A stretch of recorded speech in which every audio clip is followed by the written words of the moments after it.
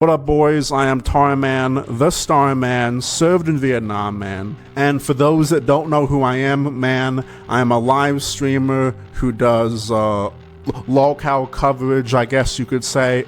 I am a retard who makes fun of other retards.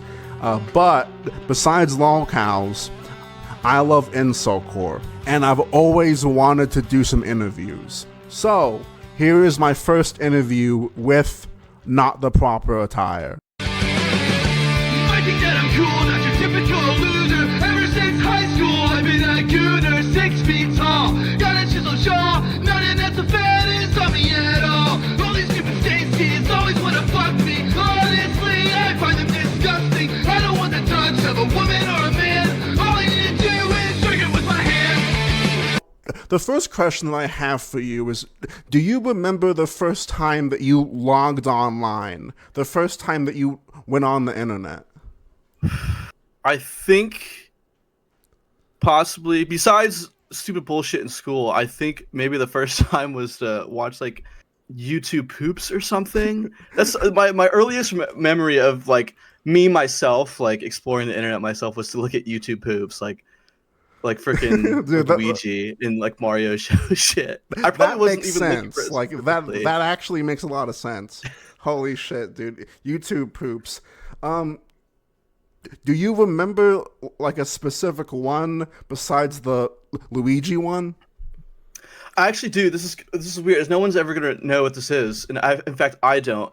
I think it was one. There was a show. I want to say it was on like Cartoon Network or something.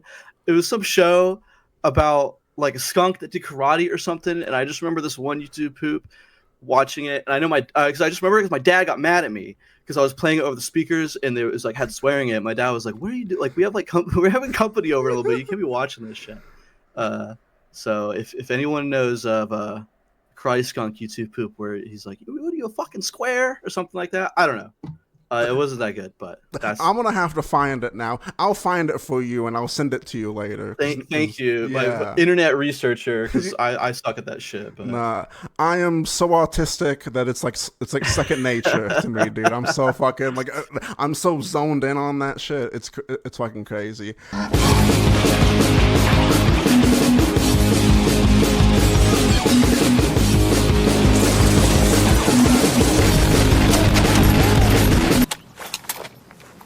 I am completely out of ammo.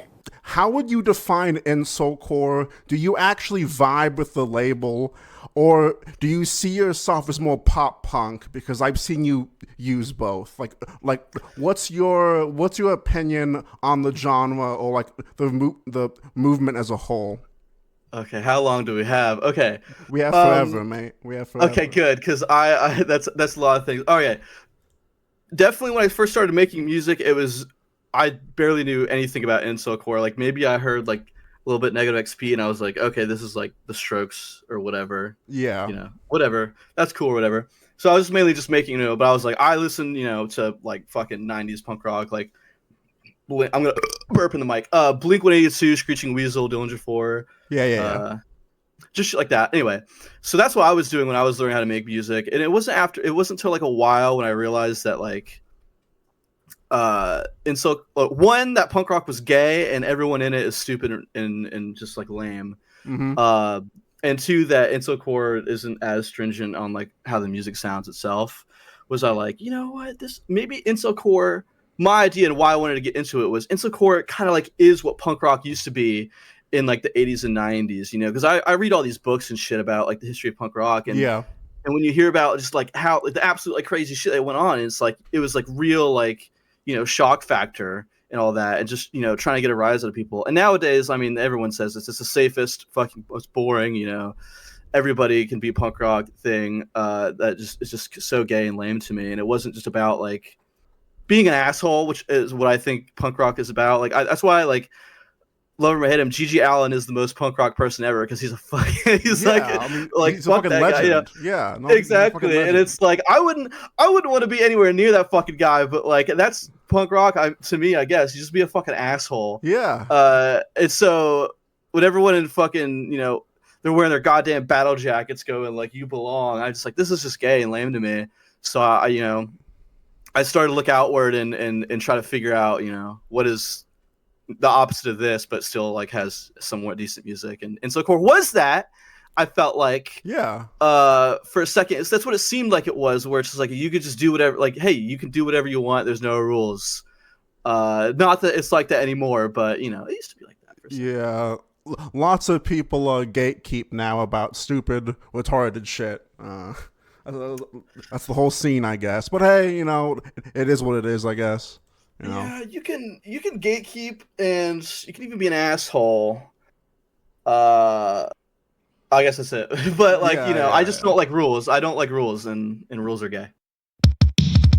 Catch me surfing on the waves. I'm gonna go surfing all night day. I stay up surfing till I get the red. I'm gonna go surfing till I drop dead. Cyborg 9 was your first, taste of Incelcore besides Shooter, right?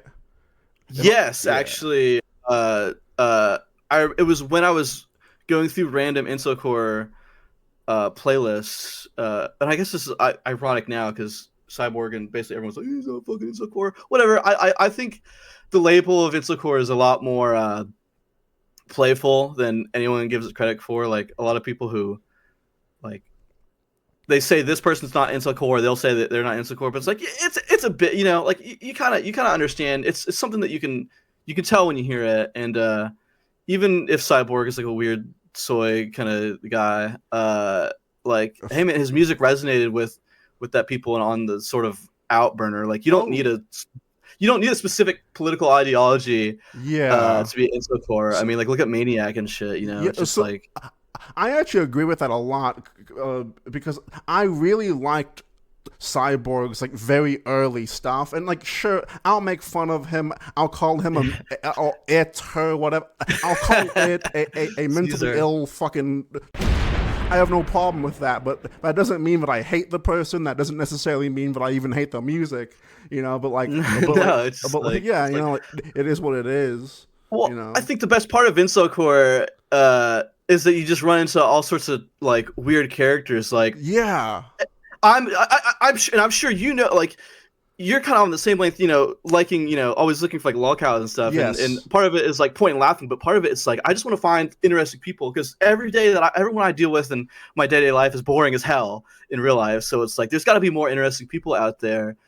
And I think that's what Incelcore was good as it's like, whoa, dude, you're kind of weird, man. I like you, like whether like I agree, like I think I get a lot of shit for being friends with you probably might know Mental Crush because they're like weirdo. Yes, They draw weird things, but it's like that's really like that's that's weird, man. Like you're crazy. I want to know more about that. I want to know what makes you tick. And it's like I don't need to fucking find like another person, like, and that's why a lot of like Incelcore now is like getting a little boring to me. It's like, okay, I get the bit now. Like you're Chud, Stacy. I hate shit. I hate Chads. I'm gonna it's like so-and-so. it's like okay, like that was funny before, but it's like all right, now that everybody on planet Earth is like that now, it's like let's find the new interesting thing to be. Well, that's why I like Incelcore because lots of people say that it all sounds the same. It's all blah blah blah. I don't think that's fully true. I think the genre is very broad, and I think that there's a lot of things that you can do with the sound or like the intention or whatever. If that makes sense. There was like a golden period, like after, because I feel like early Incelcore was all very like garage band, like Strokes fucking ripoffs for a while because everyone was just doing what Shooter was. But there was like a golden period like a couple years ago where it's like it was literally anything. Like I'd listen to a comp album and you'd have your Shooter clones, you'd have your when Heartbreaker and more, there's more pop punk stuff coming in to the scene, and then you'd have like some dude, he's just on his Casio keyboard recording. You'd have acoustic, like all this one compilation album, and it's like it's all very different things, but like it has an underlying thread of, like I said, like being it's Incelcore. This is the new thing. Yes. Of these like this, like now it's a little. I guess the whole like being an incel is a little tired. Although there's still merit into that like ideology and that like thinking and in sort of outside perspective. Like it's a little more. Like passe, I guess, and more like obvious, like I could talk to my fucking coworkers at work and they're saying incel and shit. And it's like, okay, dude, but like there's still a vibe there that I guess is uniquely what the specific Incelcore scene, just because of all the people that have been in it. But no, yeah, there was a good point where it's like it was kind of, it could have been kind of anything. You could just do whatever, be whatever. Like I said, like you know, you didn't need like you'd have people like Maniac, who was like the opposite of what like so many other people are. But it's like, no, yeah, you're Incelcore. Like I said, Cyborg 9K. It's just like, you know, oh, you, like I said, you're on your fucking acoustic guitar and you're on your Casio keyboard and that's it. Like, yeah, that's Incelcore to me. Yeah, like because like what you're saying.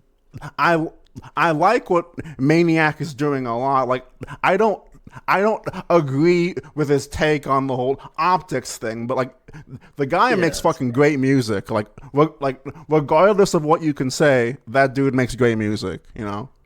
Yeah, I mean, and that's, I mean, being a music scene, that's really all it should come down to. Yes, like, yes. Like so many times, I mean, I'll be like, everyone's very abrasive in the scene. It's hard to get along with anybody, but it's like, I don't know, man. You should make good music though. The world is ending and you're asking, is this true?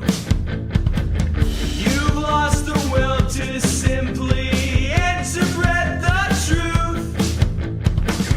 You think you're so smart, but you're just easy to train.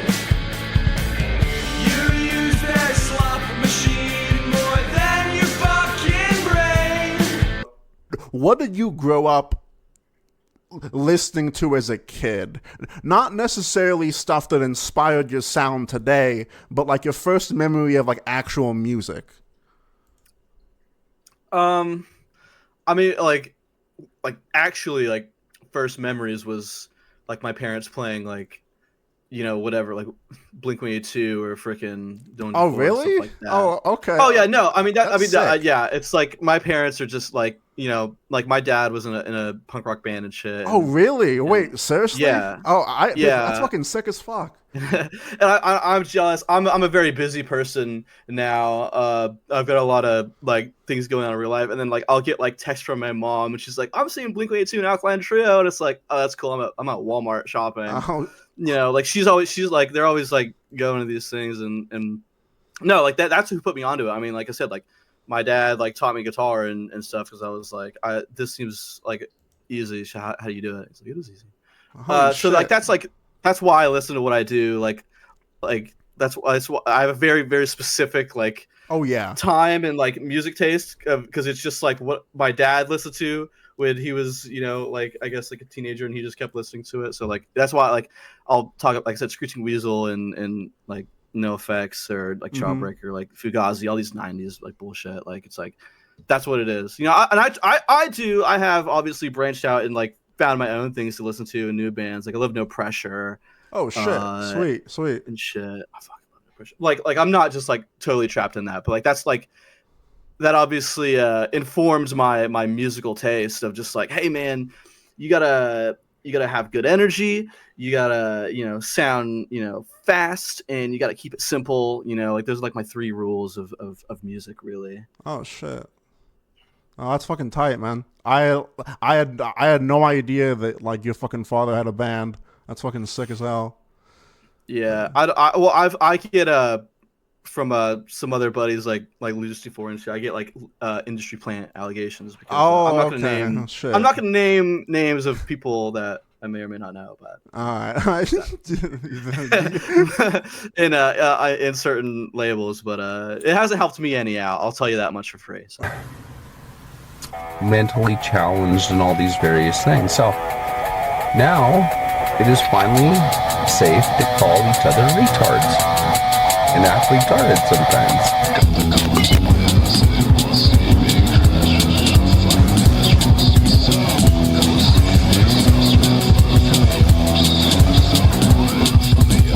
Alright. So like, I know that we already like mentioned it in the other questions, but could you go more in depth of like what bands like actually inspired your sound now? Okay.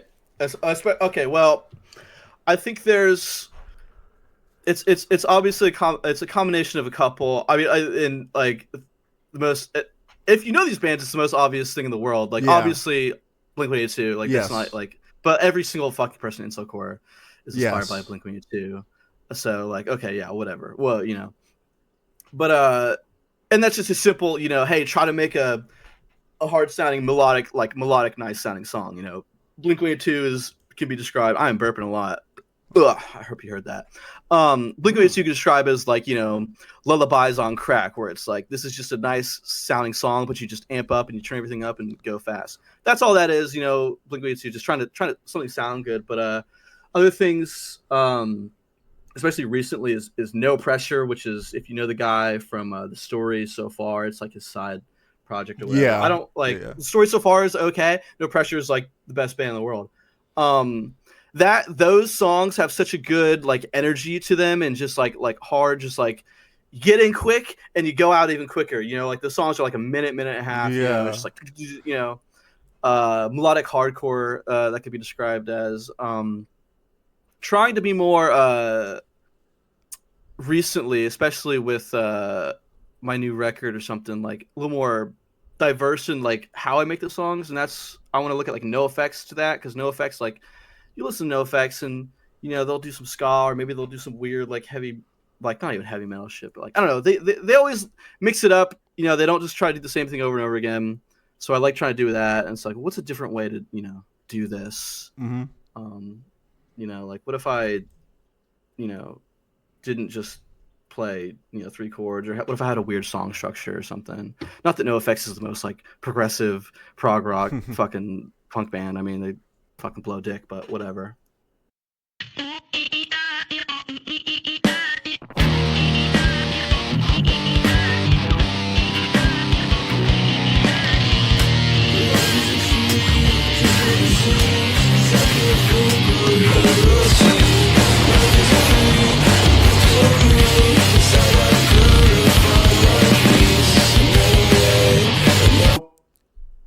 Your recent album has a track that really stood out to me. The Greatest Group. A lot of your songs seem to try and type in to that hyper gooner stereotype, which I know has rubbed some people in the scene somewhat wrong. And it's rubbed some people wrong, and it's rubbed some people very, very right.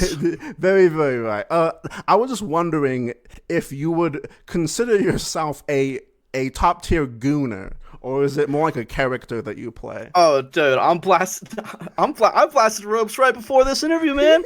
Don't come to my room. Don't come to my room with a black light. Look like a Jackson Pollock painting, okay?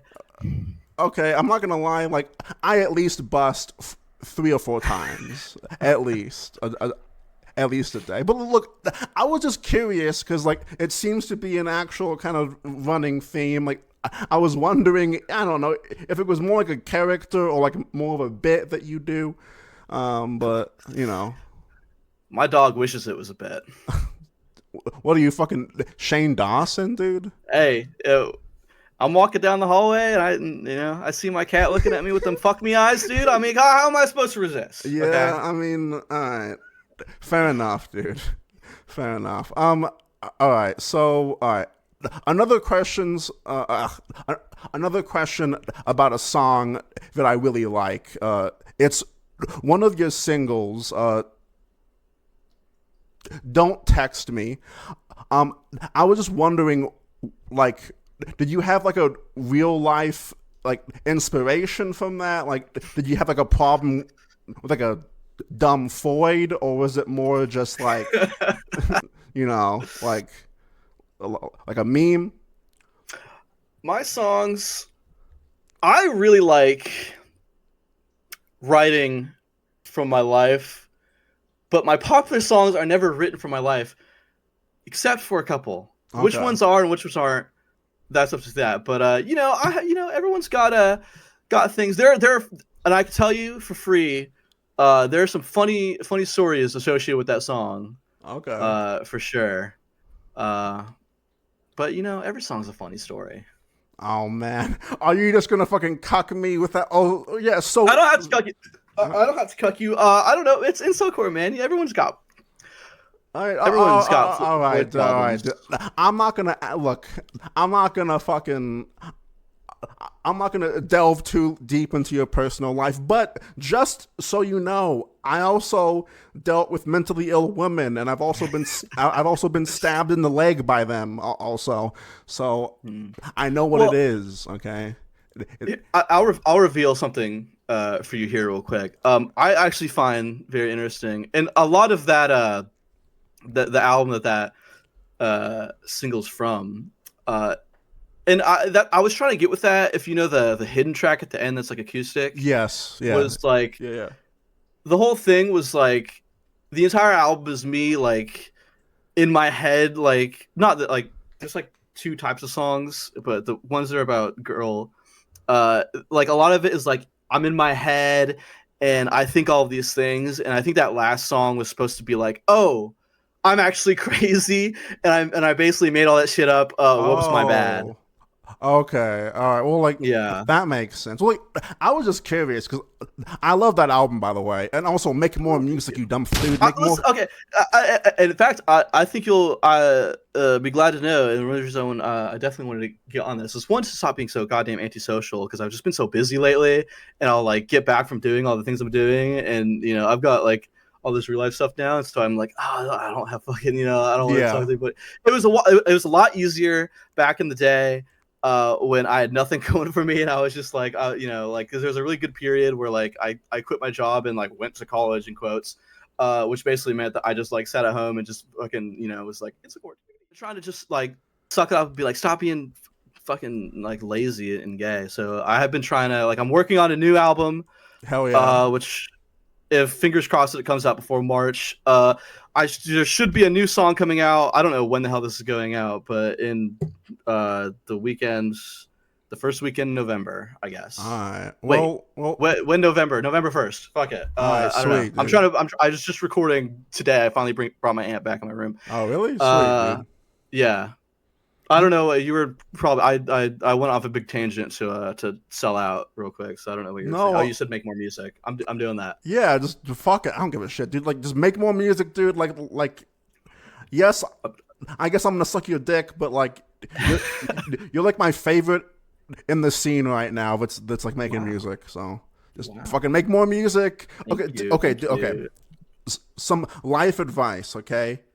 Mm-hmm. That fucking girlfriend you have, fucking get rid of her, okay? Fucking quit your job and fucking make more music, cock. Quit my job again. Cut off everybody. Okay, dude. Again. Hey, I mean, and that's the thing. Like all the time, like people will tell me, it's like your music was a lot better when your life was way shittier. Yes, like, yes. I can't argue with that, but it's like I don't know what the solution is. Dude, look. I'm such a big fan, but I want you to be miserable all the time, okay? I know. It's like fucking like Weezer. Like the second like River's life started going great, it's like, well, now your music sucks, man. I want to hear you like in Pinkerton, like going fucking like about to kill yourself. Yeah. You know? Like that was the real shit. Yeah. All right. Let's see. Another question I have is, all right. So would you say that you fell down the whole doomer rabbit hole of self-pity because a few of your songs mention booze, all that feeling of feeling stuck? And I know that you're doing a lot better now, but would you say that at a time that you would call yourself a doomer? Or like, you know, someone with that negative outview on life all the time? Oh, you have no idea. Definitely like a couple years ago when like I said, I was just working the same job every day. I didn't, you know, I wasn't talking to like anybody, like, because I didn't used to talk to anybody online, or so I didn't have any sort of like that. I had a couple friends, but they all had moved away from where I live. So I could only really, you know, see them every once in a while. And there was just like a thing where I was doing the same thing every day. And it's kind of what inspired me to like really put my head down to music. Was I was just like, what? I'm just like life is boring. Life's so boring. Like, you know, like nothing's going on. And then if you fall down a rabbit hole, I fell down a rabbit hole of all that black stuff black stuff, all that freaking. Oh shit, that BBC. The BBC big time. BBC really got me big. So I amped up. I was like, this is crazy. So there was just a while just that, and like people like in real life, like maybe I was a little like autistic, be like, because I had no one else to talk to. Like I didn't like Incelcore people. Like I didn't talk to anybody like me for a long time. So I would just like vomit like fucking like on my fucking friends about like, oh, and my friends are very normie. Like you don't understand what it's like to be a true cell, like real incel, like genetically determined, fucked from birth, nothing, and they fucking hated it so much. Like that's where I think I have a song about that. I'm never drinking again. Yes, it was just like all the time. I would just get super drunk and just start like to my fucking friends, and they were just like, shut up, you're gay. Yeah, like I actually brought up that song because like I actually really like related to it, because I went through the same things. That I wouldn't consider myself like black pilled anymore, but for like a long I mean, I forgot how old you are, but I'm fucking 30, so I'm a fucking loser, fucking boomer. But like I took the black pill like before the black pill was even like a fucking thing. Like since I was a made kid, the black pill. No, I'm so old that I invented the fucking black pill. No, but like you know what I mean though. Like you just feel fucking like stuck. You're just fucking like floating through life. You have no goal. You have no motivation for anything, and then you get surrounded by other people that also feel that way, and then it just gets worse and worse and worse. Yeah, shit. I think so. Although I don't know, I feel like there was definitely a period, and maybe it's what did it, was like when it was just me and sort of like looking from the outside in, and like, well, I can complain to my friends and that, but then I feel like getting into it, and I'd see like all these people like me, and I guess I would just like look at it like a mirror, and I would just be like, oh, this is gay. Like like this, like it's like I feel like maybe you gotta hit rock bottom to start going back up. So like when I got into the biggest delves and deep in that and got really involved in it, I was like, I don't know, maybe I just get annoyed really easily with like, so I'm just like, oh, this is actually gay, and I don't well, that's what I'm saying. Like I've been saying the same things to my friends, so I guess they're right. I mean, you do sound gay, so I will say well, I am gay. Yeah, this is well known. I've been looking at this gif of two dudes kissing in my Discord right now, and I kind of got a big boner right now. So oh, fuck me, dude. Goddamn. All right. I know what I'm doing after we get off of this. Oh hell yeah! In a lot of your songs, you tend to reference like a lot of drama, like random references to LOLCOWS. Is there any specific online drama that you care about right now, that's like happening in the world that you even care about? Because like you are a normie now that works and gets laid, so you might not know. Whoa. Yeah, I know. Whoa, true self forever. What are you talking about? True self forever. I don't know. It's weird because what got me into, I mean, I was always slightly interested in, I guess, the weirder people in life, and then I remember like when I had a job where I could just kind of like listen to YouTube videos all day. Yeah, I got into all of like, not even just like LOLCOWS, but like literally like surface level like YouTube drama, like Destiny. No, I love that shit, dude. No, I fucking love that shit.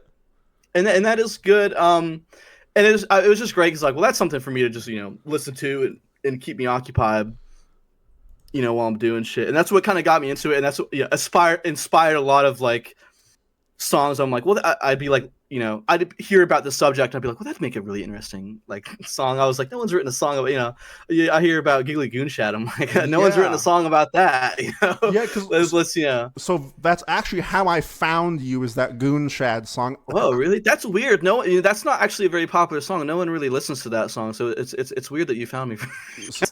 that's a full-time job keeping up with all that stuff, man. Because like it just goes like everybody goes just so like in deep, you know. Like I guess because everyone's kind of taking with the I guess the kind of template of Christian as the most documented human being. So they're like, all right, if we find someone, we gotta everything. So it's like, you know, there's always something going on. So it's hard to keep up. And personally, I think like not like most of this stuff is not even like worth keeping up with, but it's like they just do it anyway. No, you know what? I agree with you. Sorry. Yeah. Well, that's the problem because like they'll document everything. They'll document everything, and half of it isn't worth documenting because half of it's kind of boring. Yeah. But if you don't like know everything because it's just like the culture of like, well, everybody's got to know everything about this person. Like half the stuff that like happens won't make sense because like, oh, you need the context of all this stuff. Not that you would, but just the way people discuss it, you like need that context. No, so yeah, it's kind of hard as like a normal person to keep up with that. But if there's one, maybe I guess two, LOLCOWS that I do actually am pretty kind of caught up with because my girlfriend's really into them. It's Chantel and like Foodie Beauty and Amber Lynn. Oh, okay.